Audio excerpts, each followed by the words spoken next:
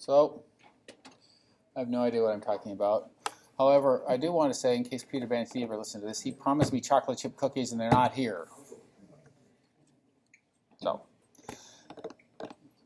So I'm going to go over some of the basics of functional MRI data analysis with some mention of AFNI, and then if I don't burn up all my time blathering on, then I will also do a demo of AFNI, which is a piece of software for looking at and analyzing fMRI data sets. So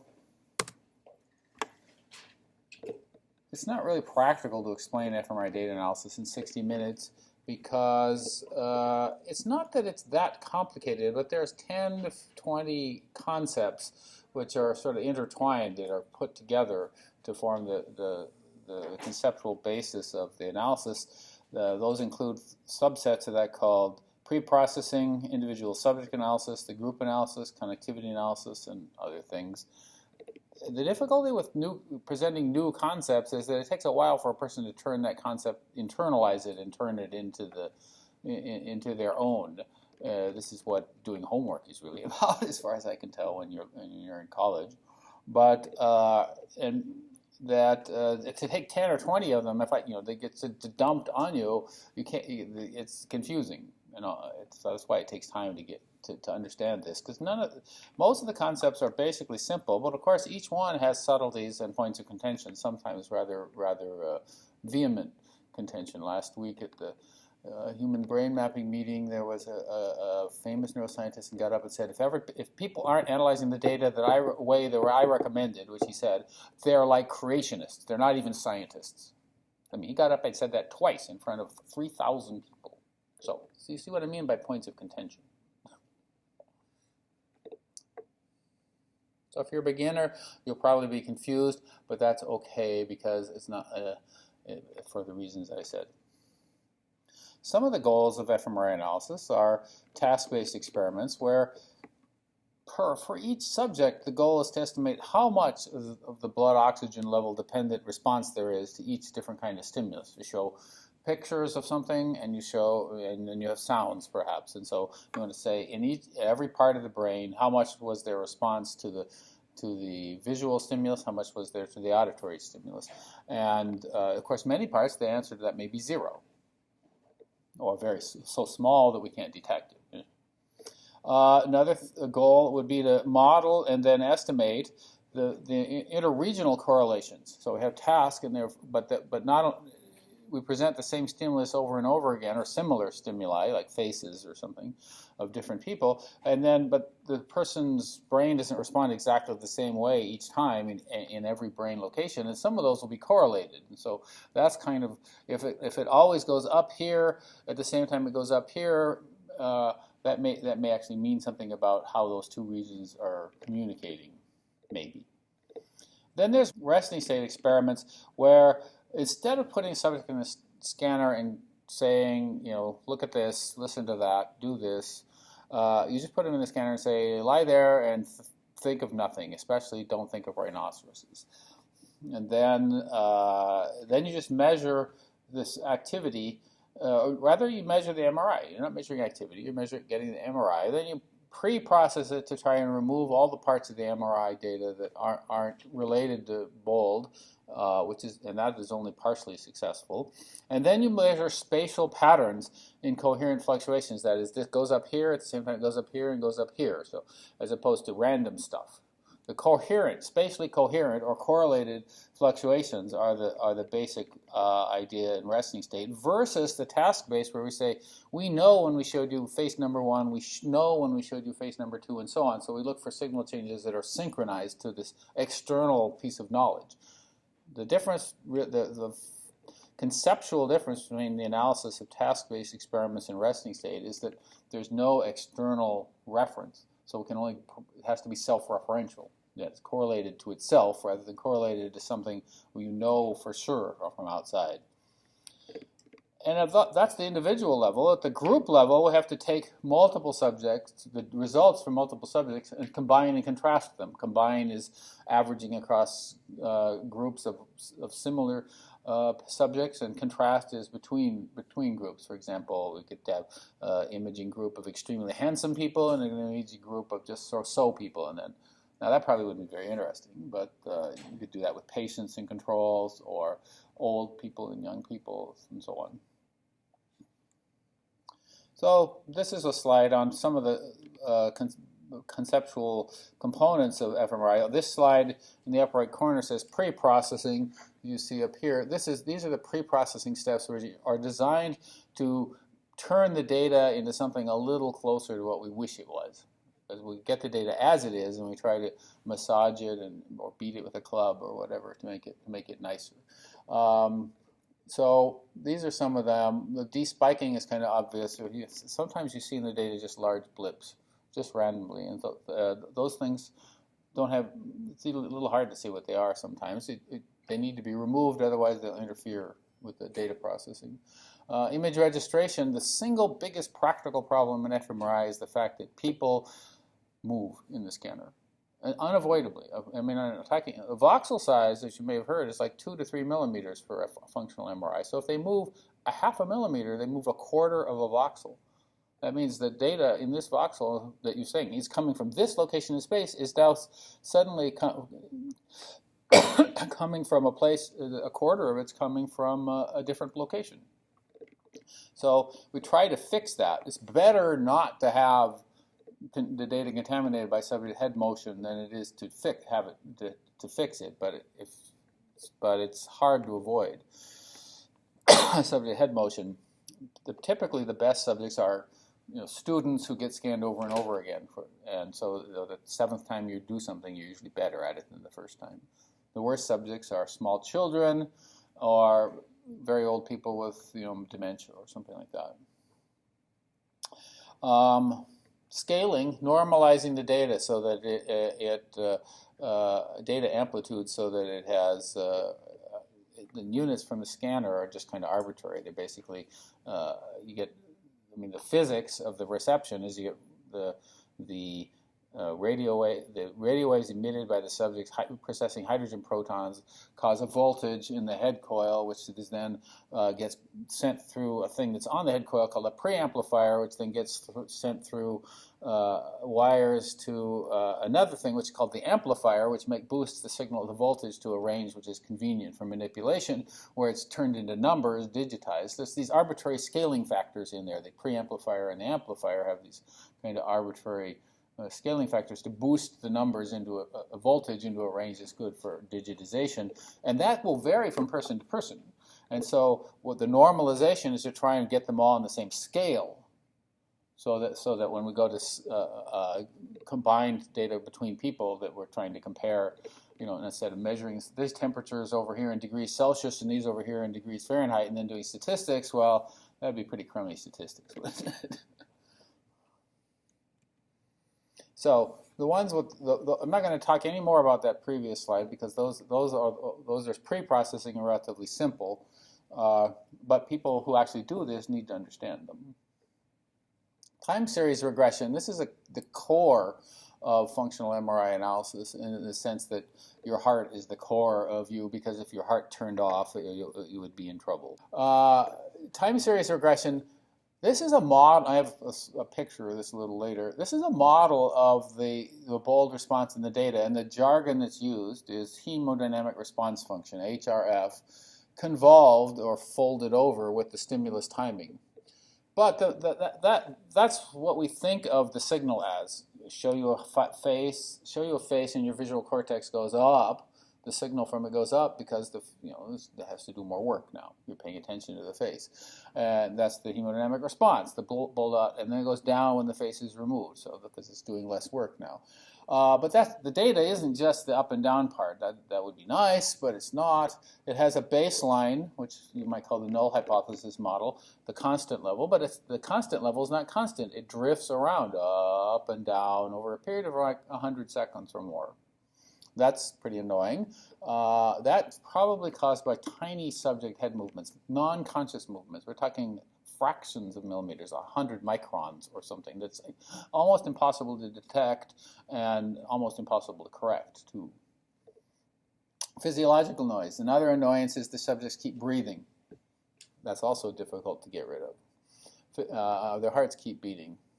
Then we have to allow for what's called serial or temporal correlation in the data, is that the statistics of the analysis depend. What is statistics? It's saying statistics is a combination of estimating how much there is of something plus the uncertainty we have in that. So in the standard deviation or variance or whatever you want to words you want to use for that. But it's also the estimating the statistics requires saying how much noise is there. The measurement of the noise, the signal has to be modeled and the noise has to be modeled in order to estimate the parameters of the noise as well. And an important thing there is what's called serial correlation, is that the noise, the kind of statistics you learn when you're a small child that your mother teaches you, are based on the noise in different samples are independent. And so the standard deviation is the square root of the sum of the squares. But that's not true if the noise samples are dependent from point to point in time. And that's true because the subjects breathe. Stupid subjects. And then perhaps you need to allow for the fact that the strength of the response is itself random between trials. Face, face, face, not exactly the same every time. I put 2 exclamation points after there because this is a controversial point, whether this should be done. This is a controversial point that came up also last week at the Human Brain Mapping meeting, where this guy got up and gave a talk about modeling this and then saying half of all papers in fMRI are wrong because they haven't been doing it the way I suggest. I don't know if that went over that well, because it's a pretty strong statement to say that half of you have been wrong for 20 years. Because I have the way forward. It offended me, let me put it that way. It's not that he didn't have a good point about his analysis method. I think that it was being oversold. Then there's something which is small at the bottom, but is not unimportant, and that's spatial normalization, which I call tailor-acking, because the first atlas of the brain that people standardized brain images to was by a Frenchman named Jean Tailor-Ack. And spatial normalization, to standardize people's brains to a particular template in order to be able to compare the data sets from different people. Because different people have different size and shaped brains. Some people have long, thin brains. Some people have round brains. Some people have brains that are squished one way or the other. And if I'm going to compare the results from different brains, I better try and make them line up as best as possible. That in itself is still an active area of investigation. Group analysis. How do you put all the results together? I mean, I get 50 subjects who are typicals, and I have 50 subjects who some condition, ADHD, something like that.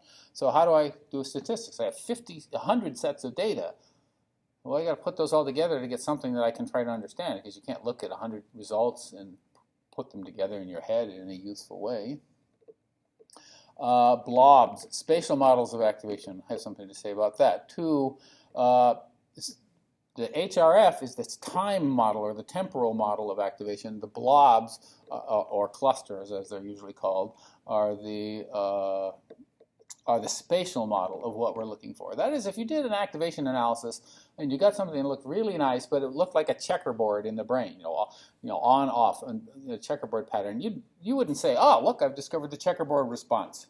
You'd say there's something wrong with my analysis, there's something screwy in my data. That you have in your head the things that are just not acceptable, and that's what the blobs are about. Is trying to have what's a model for what's acceptable, but it's a little vague. I have seen activation patterns that look like checkerboards, and I didn't think that they were real. Connectivity. This is interregional analysis, as opposed to saying this region is when I'm doing something. This region is involved in some way, which is about all you can say with fMRI, really. But connectivity is saying these regions are doing the same thing at the same time, up and down together. Or maybe one goes up, the other one goes down, so they could be anti-correlated. And there's a whole bunch of tools that are done for that. And there's even a word that was invented like 8 or 9 years ago for this called the connectome, because everything's an ohm. Every body of knowledge is now an ohm, because the genome was invented by putting the word genetics and chromosome together, genome, right? So now everything's an ohm. Connectome, glycome, I don't know, ohms, I suppose, is the next thing. But and dimensional factorization. If you've heard of principal component or independent component analysis, those come under the general term of trying to factor things. We have 4-dimensional data, space and time, and maybe 5 when you count subject. So trying to factor those so that it's not just some amorphous thing in 5-dimensional space, but just says it's a function of space and a function of time and a function of different kinds of subjects separately rather than all mixed up. Software, the most popular tools for analysis of functional MRI data are AFNI, Brain Voyager, FSL, and SPM. 3 of those are open source and more or less free. AFNI is the one that I created, and it comes first on this list purely by accident, I swear. They're actually in alphabetical order, in case you hadn't noticed that. FSL and SPM are also free for academic use. Brain Voyager is a company, and so it's not so popular in North America, but it's relatively popular in Asia for some reasons that I don't understand. Whatever software you use for any serious analysis, don't blindly assume that it's right.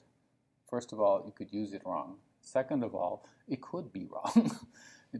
And so you should understand and check the steps applied to your data. That is, you should see to make sure that what you get, it's not doing something crazy. Because the programs have built into them various assumptions and various models, and those assumptions may be not quite met by your data, and then your data may get in the process, it does this, it does this, it does this, and by the end it may have chopped and sliced and diced it into something bizarre. This happens. On a different subject, I tell you, I had a friend who was an engineer in charge of piping design at a nuclear power plant. He had like 50 engineers under him because there are a lot of pipes in a nuclear power plant. And he came in halfway through the project, and a week later, it was a quarter way through the project because he had half of their work thus far thrown out because they had a piece of software that turned out they'd used it wrong and it was wrong anyway. So, I mean, we're talking serious stuff, you know. The pipes go wrong in a nuclear power plant. Bad things happen. A lot worse than if you just misanalyze data, you know. And his bosses weren't happy because they threw out millions of dollars worth of work. But he said, you want to build the thing and then have the Nuclear Regulatory Commission say tear it down and build it again? That would cost even more. Software is not always right. And this is software that, you know, is being used for a serious purpose that could kill people. Don't trust it. The second thing is there's no best way to analyze data. I get this question all the time. What's the best way to do something? There is no best way to do anything. There are reasonable ways to do things. There are ways that are unreasonable too. But there are no best ways. I can give you my opinion about what's best, but why should you believe my opinion any more than you believe my software? You should believe it some, but I'm not God. I'm not even likely to be God. So in the pre-processing time series regression, in the pre-processing step, what happens is that each voxel time series, which is typically in the brain, something like 50 to 200,000 voxels, and we have data through time at each of these, is fit to this idealized model of the Bold effect, plus all these other nuisance things that we don't like. And then basically, then we're taking all these time points. We may have, say, 400 time points, and we're collapsing along the time axis to get parameters of the Bold map. Typically, how much did it go up? 1%? Did it go up 1% from baseline? 0.5%? Minus 0.5%? Some a number at each voxel. So we've collapsed it from 400 numbers at each voxel down to one number, the amplitude. Or if we had two tasks, visual and auditory, two numbers. How much visual in this voxel? How much auditory in this voxel? You could also do more complicated things. You can model the shape or the response, and of course we have to model the statistics and so on. But the fundamental thing is the amplitude. How much was the response? So imagine you have 3 different stimuli, and any real experiment has many more than that. So those little black blips at the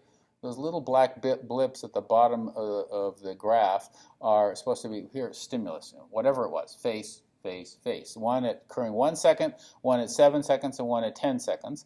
And then the hemodynamic response model is the signal goes up, and then the signal goes down from each of those. So you can see, for example, the third one at 10 seconds, there's a green curve. Signal goes up, signal goes down. And then at the 7-second one, there's a red curve. Signal goes up, signal goes down. But notice those two are close together in time. Neural activation stuff may only be going on for, a fraction of a second, but the blood is what we're looking at, and the blood doesn't go up and down in a fraction of a second. Blood oxygen, blood flow take time to respond,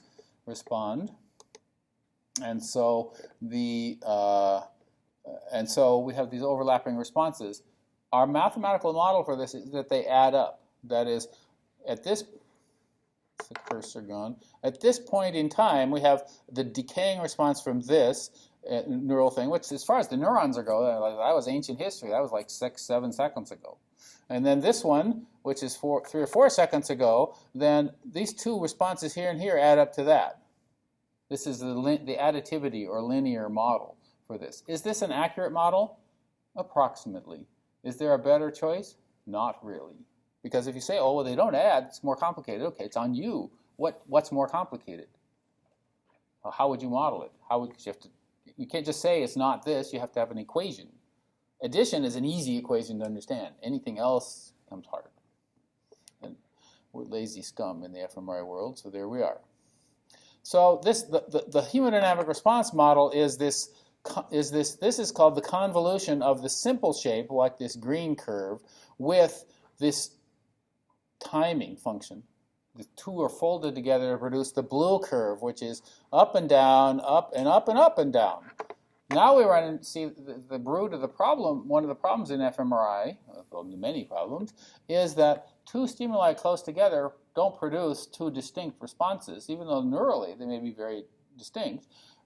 In fMRI, their responses merge together and look like one big hump. And I don't have any noise on top of this either. Remember, the noise, which I'll show you some real data later, is about the same size as these humps.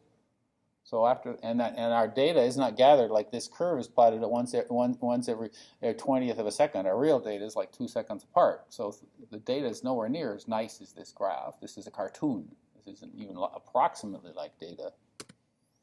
Okay. So fMRI's data is pretty noisy. So we can't, just like EEG or MEG data, you can't just show a picture of a face, say, okay, it went up and down, great, we're done, next subject, please. You have to show multiple copies of each stimulus type, and basically you're going to add the analysis, although it's not done this way, it's conceptually like averaging the results from multiple trials together, putting them on top of each other, averaging them together to cancel the noise out and reinforce the things that are common. And within a type, face stimulus, auditory stimulus, we assume the bold responses are the same. Or maybe you add this thing from this talk on last week on assuming they're the same with a little bit of randomness on top. But assume the same. If we assume that every time you see a different face you get a completely different response, which some people will do, well then the data is too noisy to analyze. Well, of course, we have these slowly drifting terms in the baseline that I mentioned. We have the residual effects of subject movements. Even after we put the images back to where they ought to have been, where the subject, say, tilted his head up 1/2 degree, so we rotated the image down 1/2 degree. It's still, the image realignment process is not perfect, and so there's some residual effects of subject movement, and we can do that by filtering those out too, both in space then with the registration and in time with the regression.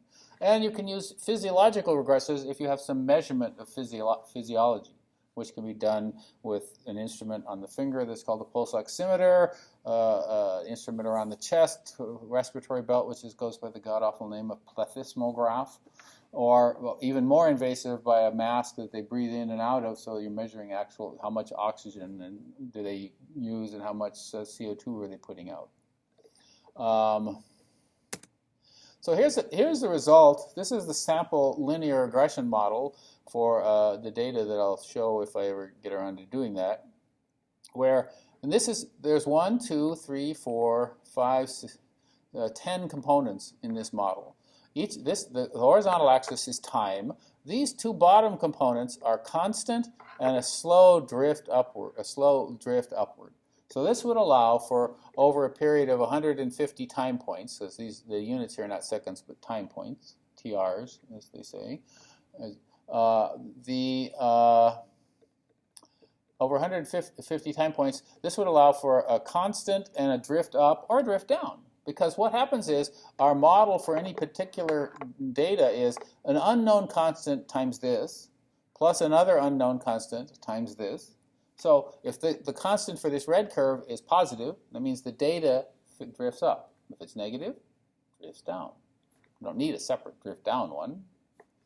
This is a model for real things we care about, signal, up and down, up and down. And there were two components in this experiment, a visual and an auditory component. And so, and the models look the same, except, of course, the timing is different. Because at one point we're showing a visual stimulus, another one was showing an auditory stimulus. So these two are not, although their individual shapes are the same. And we're going to fit every voxel, say how much of this is needed and how much of this is needed to fit the data. And I have a picture of this later. And the rest of these are movement, estimates of how much the subject moved his or her head. Because I actually have no idea whether this was a woman in the scanner.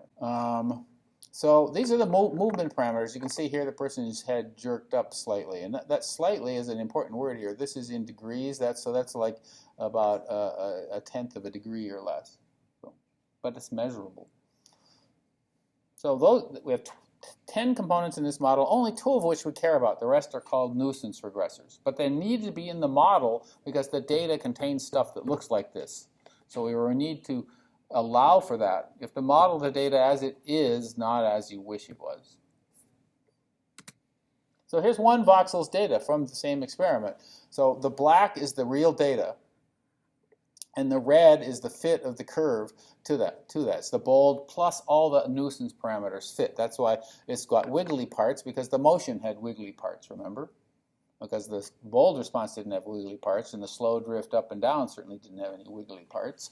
But so you can see it's a pretty good fit. Of course, I chose a voxel where it's a pretty good fit because the voxels where it isn't a very good fit are pretty boring. Where's the cursor gone? Here it is. So you can see it's a pretty good fit. Now, but it's not a great fit.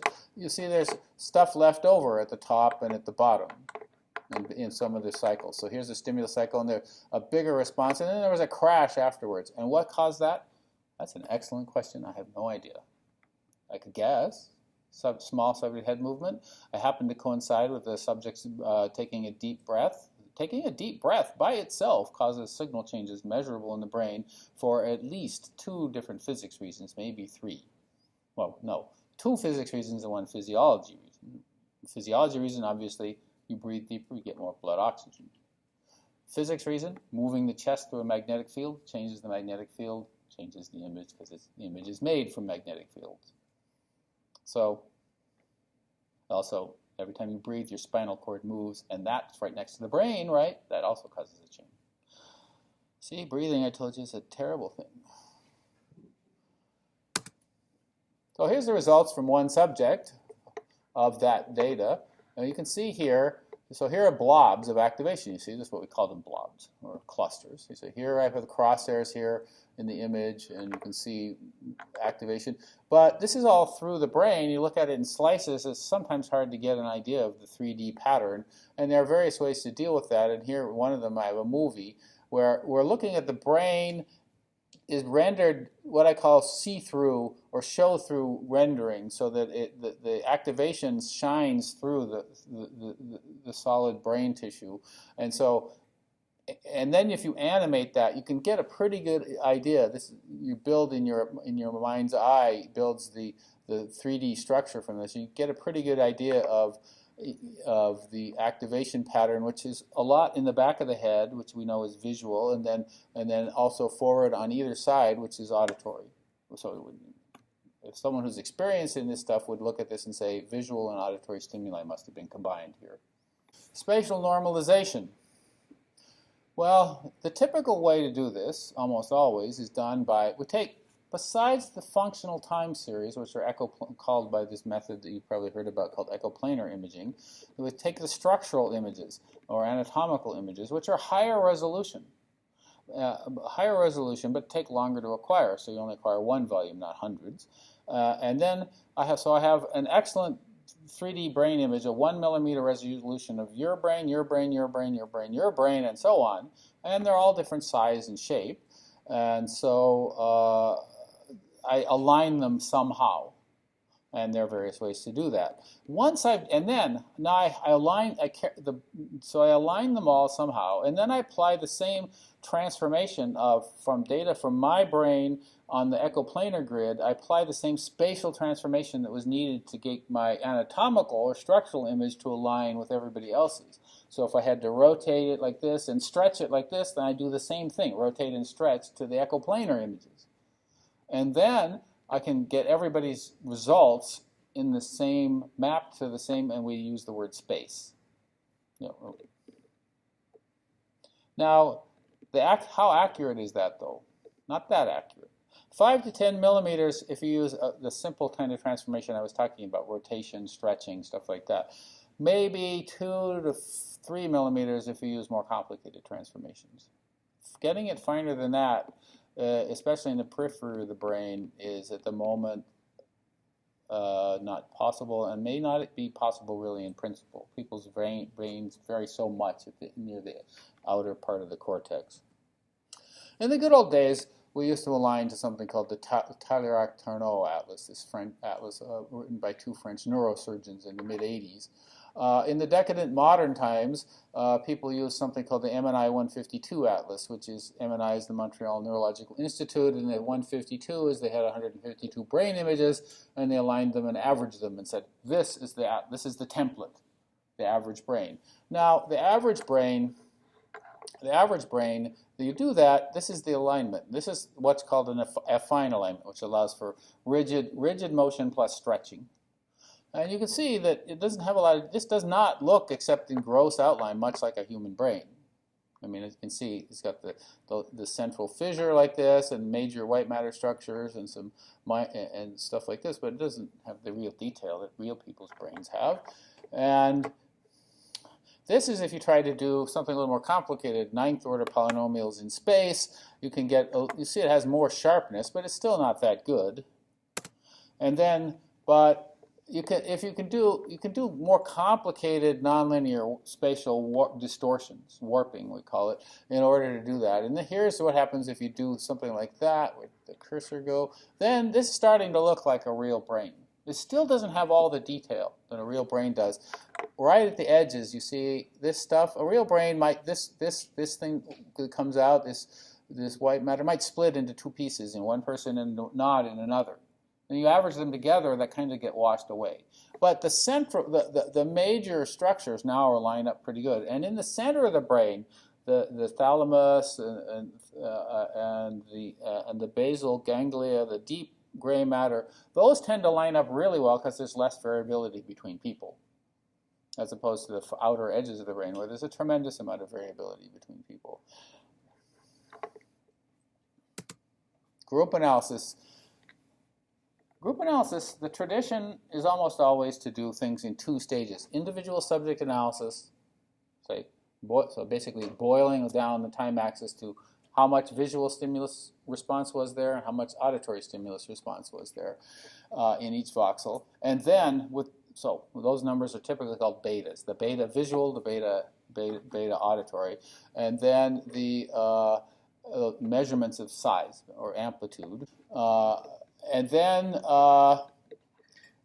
we combine those numbers between subjects. Rather than analyze, say, 50 subjects, each of which 400 time points, each of which 50,000 voxels, we analyze the subjects individually, 400 time points down to two betas, say, beta visual, beta auditory, and then we take those from each of the 50 subjects, a much smaller set of numbers, and analyze those in the second stage of analysis. So in doing this, of course, normalization, both of the data magnitude and the spatial normalization are important steps. Otherwise, you're trying to compare things that shouldn't be compared. And there's a lot of flavors of group analysis, because group analysis is where the study design really comes in, right? Are you comparing one group just to see where activation is, or you're contrasting two groups, saying where's the difference in activation between these two groups? Or you have do you have groups with parameters, subject level parameters like age that you either want to see. Does the activation strength in this voxel depend on age, depend on verbal fluency based on some test you give the subject, or social abilities given by some other test, or the size of their nose, or probably not. You never know. Until you study it, you never know, right? But so that's a little more complicated. That's called covariate analysis. And you may be interested in the results with the covariate, or the covariates may be a nuisance to you. It's a matter, but you may think they're important, but you want to try and remove their effects. There's various levels of ANOVA, which allow for multi-way tests. Instead of just tests between two groups, you can have multiple groups and interactions between groups and different effects, and look for that. ANOVA was invented in the 1920s and 30s for analyzing data from crop and fertilizer experiments. Actually, different. You have plots of land. You put seeds in. You have strains of seeds. What kind of fertilizer you do on those, and then you have these little plots of land and measure all the this crop yield from each of these, and then do analysis to determine what's the right kind of seeds, what are the better kind of seeds, the better kind of fertilizers, and stuff like that. But the problem with the analysis built back then is that it was all designed for hand computation. So the classic ANOVA that people take in school is still built around that. And of course, we don't do analysis by hand anymore. So you can do more complicated analyses on computers, but they still teach the old way. So the more complicated methods are called linear mixed effects, multivariate models that generalize ANOVA to avoid the simplifying assumptions that were necessary to do all the calculations by hand. Because you can't invert a 50 by 50 matrix by hand. I read once about a project where they did this. It took 4 people 6 months to do it. Now it would happen on your iPhone faster than you can blink your eyes open and closed. So things have changed a little bit. And what we're doing, this is sometimes called meta-analysis, because we're doing statistics on statistics. We have the raw time series, we turn those into statistics, estimates of how much the beta for the visual is, how much the beta for the auditory is. Those are statistics, and then we're doing statistics on those. That's called meta-analysis. And there's a lot of developments starting in the 1990s of meta-statistics, and those can be applied to fMRI data to give more powerful methods, or at least methods that pretend to be more powerful. So meta-analysis, for example, applied to a study that was done here at the NIH by an investigator named James Bjork, so down here was a ANOVA type analysis, the results from 3 different situations, and up here is the same done with meta-analysis. And he was really happy with this because it filled in the results much more cleanly. But he had 20 subjects in this one. In this one, there were only 12 subjects, and it didn't really make a lot of difference. It made the yellow is stronger. It made it more powerful in places, but it didn't really fill things out. And the same was pretty much true with this. Maybe it filled in a little bit. You need more data to do more complicated analysis, typically. The 20 subjects now, it would be the bottom edge of what you could actually get published. This is somewhat older data. Nowadays, you really want to, that would be the very bottom edge of what you could get published. You could present a poster on a few subjects, but you're never going to get in a journal anymore. Blobs. My favorite subject. Would you agree, Paul? Yeah. If we just saw that all the statistically significant activation was, a couple of voxels here, 1 voxel there, and stuff, you'd be annoyed and suspicious. That you wouldn't say, "Aha, this task only activates this one little tiny patch of gray matter or something." You'd say there's something wrong, either with the data, the analysis, the subjects, whatever. I strongly recommend the first people you go yell at are the physicists in charge of the scanner, which is Peter Bannatyni's group, by the way. So. Because I'm a mathematician, physicists are a classic rival. That's why. It should make their lives hard. The thing that's done is we don't threshold. For every voxel, we have a measure of, say, the beta visual, but we also get a measure of its standard deviation. The beta visual, has a standard deviation, standard error of the mean, say, so 1% signal change plus or minus 0.2%. So we convert that by the extremely complicated process known as division into a t-statistic. Yes, that's what a t-statistic is the effect of the estimate of the size of the effect, 1% signal change, divided by the estimate of its standard error of the mean. And then for that, in that case, 1 divided by 0.2 would be 5, which is a reasonably high t-statistic. But and then we calculate that in every voxel. And then we could say we'll just threshold those really, so that we'll threshold those high enough so that we're not going to get any false positives, so everything that left behind is true. You could do that. Nobody does that because the data is so crummy that if you did that, you would get rid of virtually all true positives too. That is, I can make sure you don't have any false positives. Say everything's negative. Nothing's false positive. Everything's, of course, whatever's true is gone, but you don't even need to do an experiment to do this. So what we do, because this data isn't good enough to have really stringent t-value statistics at a voxel level, is we threshold, double threshold. We threshold a low value of t. So instead of saying really high t, we say a low value of t. And then we're going to get a whole bunch of voxels above threshold. And at that point, we say all the ones that are sort of isolated around in little random stuff, throw those out. We're going to keep only clusters of voxels that are above the first threshold of a certain size. We're going to have a cluster size threshold. That's the second threshold. Voxel-wise, t-statistic, clusterize them, throw away the little clusters. And by balancing one threshold off against the other, you can control how many false positives you expect to get, the rate of false positives. And that's what one of the points of statistics, not the only one, but one of the points of statistics is to say, making decisions. What's active and what's not, or what's significantly different between this group and that group.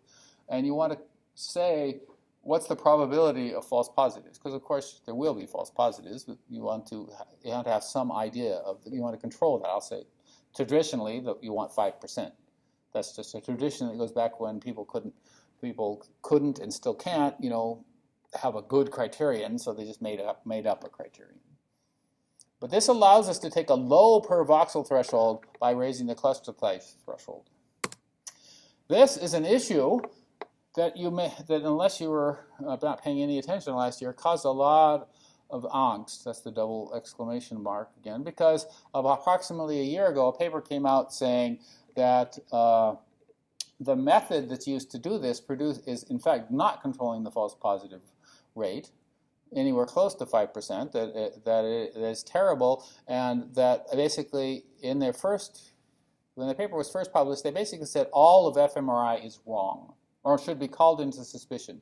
They retracted that statement within a week, but that no one in the popular press noticed this retraction. So in the popular press, and I'm talking about the New York Times, Wired magazine and stuff, they were saying that researchers discover a terrible glitch in software that calls into question all of neuroscience for the last 25 years.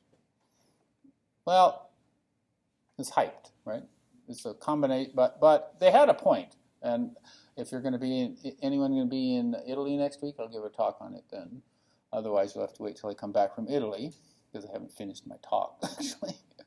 But the way it works is, the idea is that we want to estimate that false positives come from noise, bad luck. It just happened to get a whole bunch of false positives right next to each other. And so we want to calculate the probability that noise only, random fluctuations in the signal, cause this cluster of stuff that had a certain intensity in the t-statistic and a certain size. And then, the difficulty with that is that it can't be calculated in closed form. There's not a simple formula for that, unlike the threshold for, say, a t-statistic. So there's two approaches available. There's an approximate formula that's valid for if there's if you have a high per voxel threshold and a lot of smoothness, neither of which is usually true. But on the other hand, it's a formula. It's just a simple formula. You plug in some numbers, you can get it. this out. This is what's done in FSL and SPM to a large extent. In AFNI, we use a brute force approach. That is, we simulate noise. We simulate noise thousands of times, three-dimensional volumes of noise only, thousands of times, that are supposed to have the characteristics of the fMRI noise, and then count the threshold it and count false positives. And do this. Why do I have to do it thousands of times? In order to see, get good statistics on how often these false positives occur. And so, computers, just buy a bigger computer. Well, thousands, but even tens of thousands of times still only takes a few minutes typically, so it's not so bad. But that's all I'm going to talk about, this stuff, but it's annoying. So connectivity is another thing. Paul's going to talk about that after me. But in fMRI, there's fMRI connectivity and there's structural connectivity, how the brain is actually physically wired together. And then there's what people call fMRI connectivity, which is a little more nebulous because it has to do with signals fluctuating up, the bold signal or the fMRI measured signal, fluctuating up and down together coherently in time with each other, as opposed to structural connectivity, which is about measuring the actual wires that connect the brain, which is sometimes goes by the name of white matter. And this can be done with task performance or with resting state. And it's basically looking for predictability between one region and another. And I showed this before. If you have these fluctuations, see, this is up here in this voxel. The signal is up higher than the simple model predicts. And in this one, it's lower. Suppose you had a lot of voxels where that same pattern was. It's higher than expected and lower than expected. You might say, in some sense, those are connected. Now, the word connection by itself, I think, is a bad term for that because we say people use the word connection, but of course that means they fluctuated together, and there's a lot of different ways that could happen physically. They could be driven from the same source, right? So from the thalamus, say, or they could be connecting through a different region, and there's no implication of this pushes that one or this pushes that one. And so calling them connected is a little, people put weasel words in front of it, like it's functionally connected, not in the sense that the function is connected, but the way we measure it, it looks like they're connected. And I don't like the term functional connectivity either, but there's no way it's going to ever go away, I'm afraid. There's simple correlation from a seed region. So here, in this picture below, this is averaged over 15 subjects. If you take the voxel right here, and correlate, this is the average over 15 subjects, which is one reason why it's kind of blurry, and correlate it with every other voxel in the brain, 50, 60, 100,000 voxels, and then do that in each subject, and then average the correlation maps together. You get this. That is, this region is highly correlated to itself. This voxel here is correlated to all its neighbors, and it's highly correlated to this stuff way off on the other end of the brain. This long-range connectivity is what's cool. What does it mean? It's an excellent question. Don't ask me, I'm a mathematician. But this particular thing is famous nowadays. This goes by the name the default mode network, which has also been called the lying flat on your back inside an extremely loud metal tube network. Because, of course, that's a joke emphasizing the fact that lying on your back in a metal tube that's screaming at you is not something that we experienced much when we were evolving back in the good old days. I'm going to mention group analysis has to be done because resting state fluctuations are weaker than task, and so you really usually don't see really strong effects in one subject, unlike with task, and you can see that sometimes in one subject very clearly. In which case, averaging across subjects is necessary in order to get clear results. Well, I'll skip all this. Really what people are making, usually about connectivity, is they want to make changes, talk about changes in connectivity, not just this is connected to that, but there's changes between two different groups of people or between a person in two different conditions, like they've been given a lot of caffeine once and they've been caffeine deprived in another. Paul would make an excellent subject for that because he doesn't want to be the deprived part because he drinks espresso like, more or less continually. This is a tricky issue. This is what this guy who got up at the human brain mapping meeting said. You must analyze the data the way I do this is specifically about this. You must analyze it the way I do, or you're not even really a scientist, because there are issues here about accounting for physiological differences between groups. If you have a group of people who are highly experienced in the scanner, they're lying there comfortably. People who are novel, patients, say, and you have controls and patients, first time in the scanner, they may be anxious, and so they may breathe differently, and breathing causes changes in the signal. In task, that's going to be kind of noise, extra noise. In resting state, those signal changes are all you've got, and they're going to be correlated across the brain.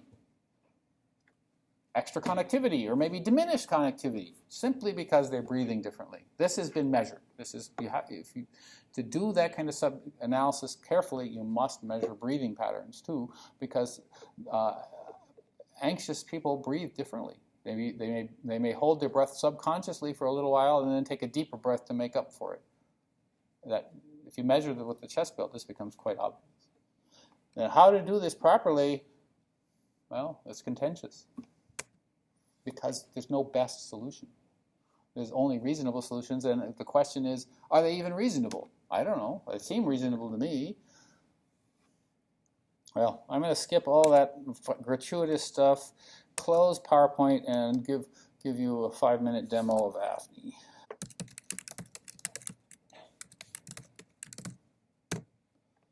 All right, so here's AFNI. This is the default startup. I'm going to delete one of these image viewers. The 3D, this is 3D images. So, but of course, the brain, your visual retina is two-dimensional, so you can look at 2D stuff. And so here we're looking. This slice here, where my cursor is waving around, is horizontal slice, roughly through the eyes, which you can see here. And this is a vertical slice, which is usually called sagittal in the medical jargon, of the same subject, the same data. And the crosshairs indicate the cut lines. So you can see that this vertical cut line here corresponds to this plane through the 3D data. And one of the things you can do in AFNI is simply use the mouse scroll wheel and or the trackpad on the computer and just slide through the images. I wrote this part of the program back in the summer of 1994. I got this working, and it was pretty fascinating, and it's still kind of fascinating just to roll through the brain like this. I think the intricate geometrical structure of the brain is almost endlessly fascinating to me. You can change the contrast of the images a little bit, maybe to make them look better. That looks pretty good. That's exciting. Let's switch to a different image, though. Switch to a different data set. That's the structural or anatomical image for this subject. Here's a somewhat different image. Let's take this. Let's close this image because it's a little less exciting. These are the echoplanar images, which don't look anywhere near as much fun, do they? Yeah, I mean, they have anatomical detail. This is the ventricles in the middle of the brain, and, which are black in the other image. They're bright in this image, but they're black in this image. This is what's called image contrast. It's kind of inverted here. What's black in one is bright in the other, and vice versa. But it's not here. They're not here to provide structural detail. Those high-resolution T1 weighted structural, the first thing I showed you, those take a few minutes to acquire. Each one of these takes like 2 seconds to acquire a whole brain image. So you can do hundreds of them. And so that means you have time series. Time series means time series analysis, which is how I make my living. It must be good. If it gives me money, it must be good, right? That's a modern logic. So here's what happens when I click on the graph button in AFNI. I'm now looking, if you see here, let me change the color of the crosshairs to be slightly different, darker. There, blue, bring the axial image back to the front. You'll see this little square there. That's 3 voxels by 3 voxels. Here, we're looking at the time series graph of those 3 voxels through the brain. So, of course, this is the middle of the brain. There's nothing exciting going on there. Let's go over here, say, and look around. One of the things you see, if you look at this stuff, here's a time series graph. The red dot indicates the point in time we're at. We're at the very first image. And then you can see it's much brighter than the others that follow. It's much bigger numbers there. And the reason for that, I don't know if this was explained to you, is because this is the very first image. Before that, the subject's brain was sitting there, the water in the subject's brain was sitting there all undisturbed by any of the radio frequency pulses, which start the imaging process off. So it was at full level of magnetizability. And then it's hit by an RF pulse, and so it had big signal because it was fully ready to be hit by an RF pulse. And then it takes time for it to recover. Unless you give it a long time, which is like 10 seconds, the potential signal is not going to fully recover in say a 2-second repetition time, TR. And so the signal will be weaker in subsequent volumes. So one of the simplest concepts is that we need to throw out the first data point in our analysis because it doesn't look anything like the rest of the data. Well, that's easy, one data point more or less. Now there's another crummy one here. Look at this spike here. I click on that, the red dot moves there. This one is easiest to understand in the sagittal image window. Let's do this. Let's move this out of the way. It's much better on a bigger screen. So we see this image. This image by itself doesn't look particularly bad. Look what happened though when I move to the image before or after. Anyone see what happens? Movement. Stupid subject moved her head. Now, in reality, this is not actually true. In this case, this subject was so rigid in the scanner. The ideal subject, for the synthetic purposes, we actually rotated the subject's head a half a degree or so in order to so you can see the spikes that come from motion. But it's hard to find data that is corrupted, but not too much corrupted. That's what the ideal situation would be. But so let's close this. So that's one reason we have to do motion correction and despiking, is to get rid of stuff. And AFNI makes it easy to look at this stuff and see what's going on. And then that's not all. That's just the easy part. We can go and look at actual task activation with, say, let's do this, that, and this, and open up turn the overlay on and get the actual image back. Hey, a scholar. Pretty exciting, huh? Okay, so what happened is, this thing is obviously Rock's fault. No. What has happened here is that we have a threshold that's too low, and so basically everything looks like everything that's below the t-value statistic is not colored, everything above, but the threshold's way too low. So I'm going to change that. I'm going to set a per voxel threshold to something like, if the cursor wouldn't slide away, say 0.001 or something like that. So that sets the t-value statistic to 3. And then the color range, I'm going to set that to like, say, 1% signal change being tops. And now we see blobs that are not everywhere. And this, remember I talked about clusterizing. So here, if I set a minimum cluster threshold to say, 20 is the default. Let's make it 44 because it's a nice number. No, 42. Everyone knows that's important. Set. So all the voxels that were in clusters of less than 42 voxels, 41 or less, are no longer shown. And so we get this. And so here we've got visual activation and auditory activation, both. And then we can get a report on the clusters with clicking this button, and we get a report on the location of the clusters, and you can do various things with it, like say here, jump to the center of the third cluster. That's not a very interesting one. How about that one? And then we can flash it so it flashes in color. And this is where having a bigger screen is handier, so you can flash it. These are 3D clusters, not 2D. So you can see, imagine you have like a banana-shaped object like this, and then cut through this way. These two things maybe look isolated, but they're connected in the third dimension. So AFNI will let you look at the data, scroll through it, analyze it, and so on. And this is just the surface of it, but now I'm burning up Paul's time, so I'm going to stop because I'm sure you're going to want to hear all about what Paul has to say. Paul says, oh, no, go ahead, see if I care. So that's it. Next up is Paul, and I have no idea where his presentation is, so I'll let him deal with that.